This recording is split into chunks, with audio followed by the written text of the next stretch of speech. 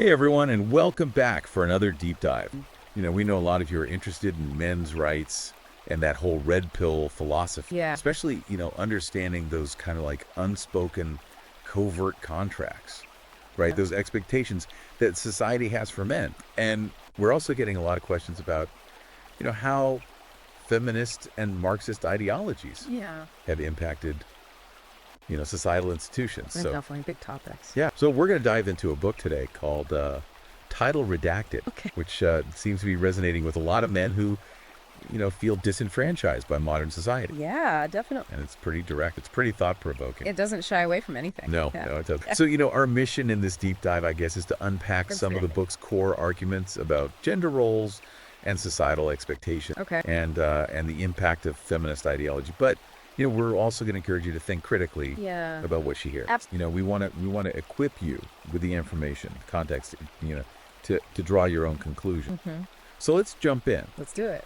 One of the book's central arguments is that this push for enforced equality Okay. can actually be detrimental Interesting. because it ignores fundamental differences between men and women. Right. Yeah. And they use the example of the Kung San tribe in Africa, Okay. which is a society that has maintained these traditional gender roles Oh, wow. for centuries, right? Yeah. Men hunt, women gather. Okay. And the author argues that this division isn't due to some, patriarchal conspiracy, Right. but rather a pragmatic approach based on inherent strengths and skills. Right. I mean, the Kung San are not concerned with, Right. abstract political theory. No, they're focused on survival. We're focused on survival. Right. And the book kind of suggests that maybe modern society's obsession Okay. with erasing all gender distinctions is actually working against interesting. our natural inclinations. I see what they're saying. Yeah, and so it raises this crucial question, right? Yeah. What does true equality actually mean? Mhm. Does it require complete sameness? Yeah. Or is there room to acknowledge differences while still striving for fairness? That's a good question. And the book uses the example of transgender athletes in women's sports to illustrate this point. Oh. Right? So they talk about, a female weightlifter who trained for years Right. only to be defeated by a transgender competitor Okay. with a clear biological advantage. Yeah. And this woman ultimately left the sport, Oh, wow. feeling like the playing field was no longer level. It's got to be so disheartening. Yeah. And so the book's kind of using this example to highlight the potential unfairness Yeah. of disregarding biological differences. Okay. Right? They argue that true fairness in competition Mm-hmm. and maybe in society as a whole necessitates acknowledging that men and women are not physically identical. They're not. Right. It's true. And this leads to some complex and controversial discussions. Yeah. Speaking of controversial, the book goes on to make a bold claim. Okay. They say leadership is inherently male, Wow. shaped by both biology and historical factors. Okay. And they emphasize the role of testosterone, Right. arguing that it fuels those classic male leadership traits like risk-taking, decisiveness, Okay. strategic thinking. Gotcha. And they cite a 2012 study that found men with higher testosterone levels were more likely to seek leadership positions, Interesting. display, dominant behaviors. Correct. The author then connects this to historical examples like the Titanic. But the Titanic. Remember, 74% of the women survived, but only 20% of the men. Yeah. Right. And here's where it gets interesting. Okay. The book argues this wasn't just random chance. Okay. It fits with this idea that men are biologically wired for crisis leadership to protect others, even at their own peril. Right. And there's research to back that up. The 2019 study found that during crises like wars or natural disasters, people tend to prefer male leadership. Oh, wow. Right? They trust men to make tough decisions under pressure. Fascinating. So the book's suggesting that who we see as leaders might be influenced by biology, not just social conditioning. That's interesting. Yeah, it really prompts us to reconsider the historical context of leadership and whether our assumptions about Yeah. gender and leadership might be shaped by more than just cultural norms. That's a good point. Let's move on to another kind of hot button issue, Okay. the hashtag #MeToo movement. Yeah. The book offers a pretty critical perspective, Interesting. arguing that it kind of evolved from this necessary movement to expose harassment into something that now demonizes all men. Okay. And they highlight a statistic from 2019. Yeah. 60% of male managers reported feeling uncomfortable mentoring women Oh, wow. for fear of false accusations. Yeah. So the book is suggesting that while the movement aimed to hold abusers accountable. Right. It's also created this atmosphere of fear and mistrust, Yeah. where even innocent interactions between men and women are fraught with risk. Absolutely. Right. And this kind of ties back into that idea of covert contract. Yeah. The book's suggesting men are increasingly unsure of what's expected of them Yeah. when interacting with women. That's a good point. Right. It raises questions about the intended versus actual consequences of social movements.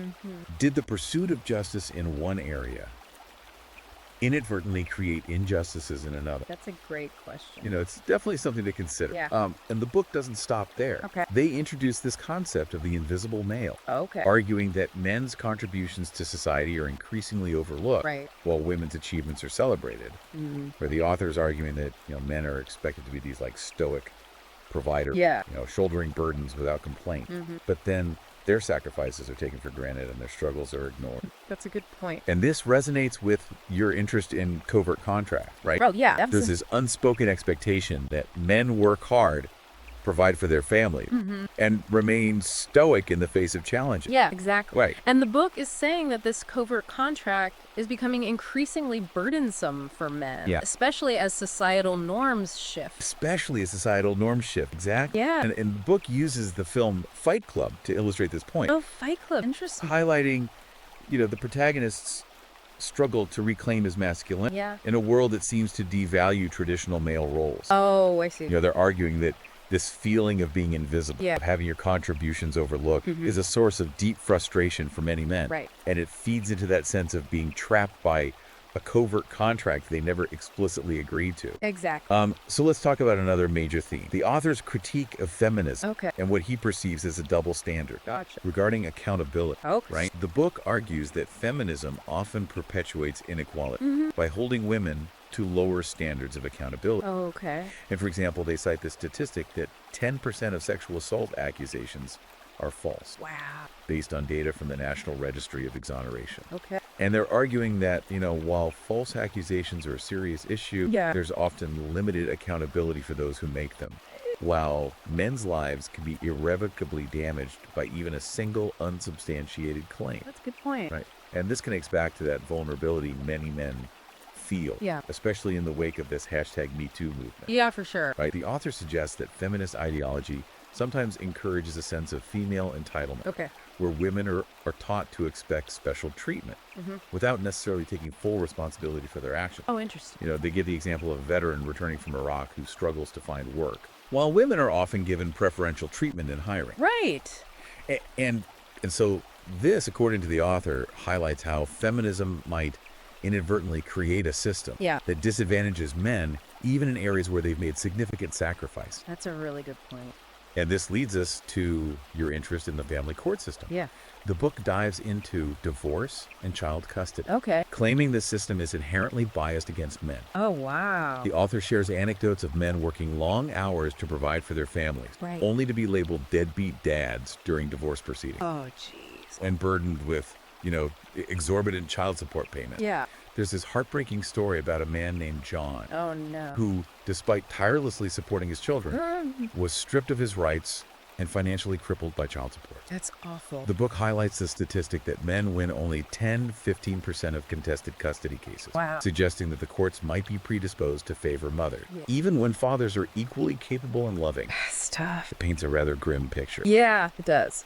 And it gets even more intense when discussing hypergamy. Okay. Hypergamy is described in the book as like this hardwired female instinct to seek higher status partner, Okay. driven by a desire for security and resource. Gotcha. And the book uses interesting examples to illustrate this. Yeah. For instance, they refer to the movie Crazy Rich Asian A crazy rich Asian. to demonstrate how women are drawn to men with wealth and status, Right. even if those men might lack other desirable qualities. I see what they're saying. The author shares anecdotes of men dumped by their partners for not receiving promotion Oh, wow. or being wealthy enough. Ouch. It even mentions the wife of a CEO who left him for $1 billion. Oh, my gosh. Begs the question, how much is ever enough? Right. Right. The book suggests that in the modern dating landscape, Yeah. men face immense pressure to achieve financial success, Yeah. not just for themselves, but to meet the expectations of women, Right. driven by this primal desire for upward mobility. I see. And it's a challenging concept to process, Yeah. especially for men already feeling disenfranchised by societal expectations. That's true. The book then targets gender quotas in the workplace, Okay. arguing they prioritize gender over merit Yeah. and often lead to negative consequences. They share an example of a tech company that implemented gender quotas Okay. and subsequently experienced a decline in innovation and employee morale. Oh, wow. The author suggests that prioritizing diversity over competence can backfire, Interesting. harming both the company and its employees. Right. The book also highlights the glass cliff phenomenon, Oh, yeah. The glass cliff. where women are promoted to leadership positions during crises, Right. setting them up for failure and making them scapegoats when things inevitably go wrong. Yeah. There's a striking statistic from a 2021 Harvard Business Review study that found that companies with gender quotas experience a 15% decline in productivity. Wow. And the book uses this research to support its claim that gender quotas often do more harm than good to companies, Yeah. right? It's another controversial topic. Sure. But the book argues that these policies create resentment among male employees Yeah. and ultimately undermine their intended goals. Right. Let's shift our focus to a deeply personal topic for many men, the mental health crisis. Okay. The book argues that society often overlooks men's mental health struggles, Right. dismissing them as weakness or something they should simply man up and handle on their own. Yeah, man up.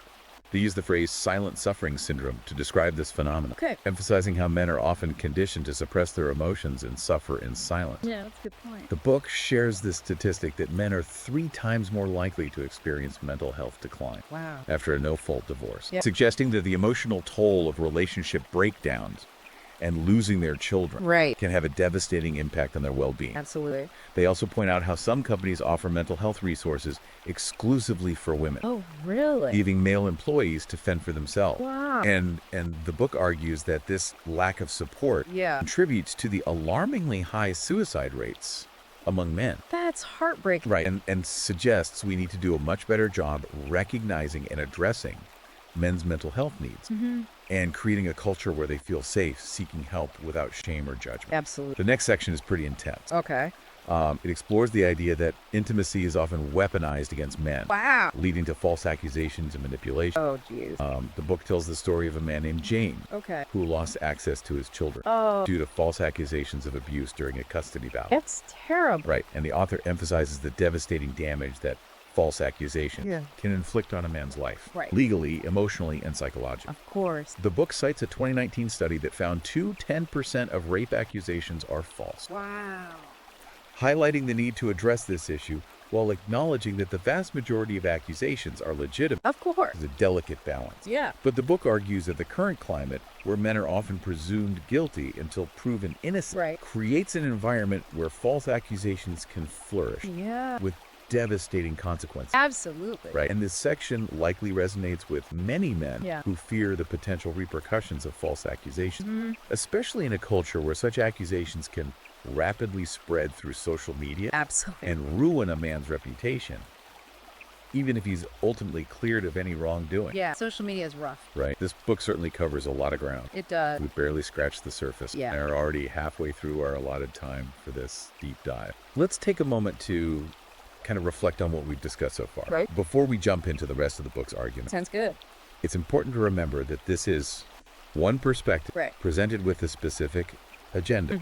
As we go forward, let's keep thinking critically about the ideas presented Yeah. and consider their implications within the larger context of our societal discussions about gender roles and expectations. Absolutely. I mean, it can be a lot to process, right? Yeah. Especially given the emotional weight these topics carry. For sure. But as we always say, knowledge is power. Absolutely. Understanding the arguments laid out in Title Redacted, Yeah. even if you don't agree with everything, Right. can help you navigate these complex issues. Yeah. And perhaps even shed light on your own experience. For sure. You mentioned at the beginning you were particularly interested Yeah. in that idea of covert contracts, right? Absolutely. Those unspoken societal expectations placed upon men.